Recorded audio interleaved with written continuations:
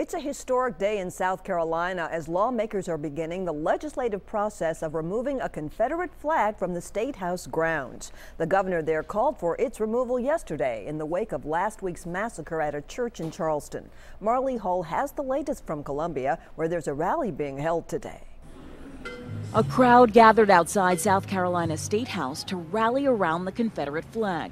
But this gathering was not in support of the banner, but a call for its removal. Yesterday, Governor Nikki Haley declared it was time for the flag to go after last week's massacre at a historic black church in Charleston. 9 people were killed. The accused gunman is seen in photos posing with the flag, which many see as a symbol of racial oppression. We are not going to allow this symbol to divide us any longer.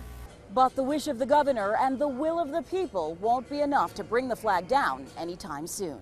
It takes a 2/3 vote in both houses of legislature to move the stars and bars from the Capitol grounds.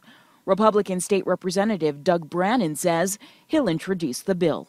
I've been in the House 5 years. I should have filed that bill 5 years ago. But the time is now. But supporters say the flag is not the problem. And what happened in Charleston is a terrible thing, but the flag didn't do it.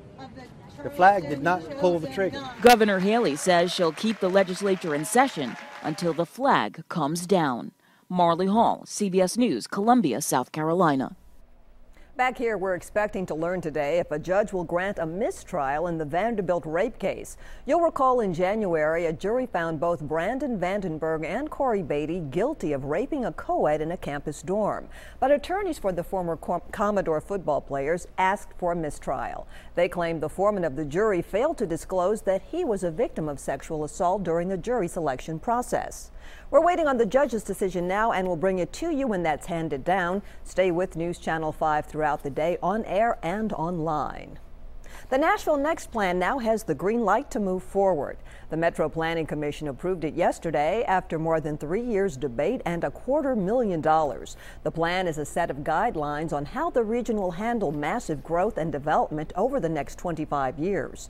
Despite the unanimous approval, the commission says they still need to iron out some details, including plans for the Whites Creek area. There is some still confusions involved in this particular process. My motion is that I'd like to see this motion table and to provide an opportunity of deferment until this can be worked out, sorted out, discussed. The commission is set to discuss that portion of the plan in August. And this was a sight for UT fans whose blood runs orange. Peyton Manning was back on Rocky Top in Knoxville to host the annual Peyton Manning Golf Classic. All proceeds went towards the Payback Foundation, his disadvantaged youth development program. The former quarterback of the Vols also talked about current player Joshua Dobbs. He's expected to be a starter for the team this year. Peyton says with some bowl experience and a big postseason win under his belt, Dobbs should be more confident under pressure as center for the team. And maybe one day Peyton will come back as a coach, many years from now, of course.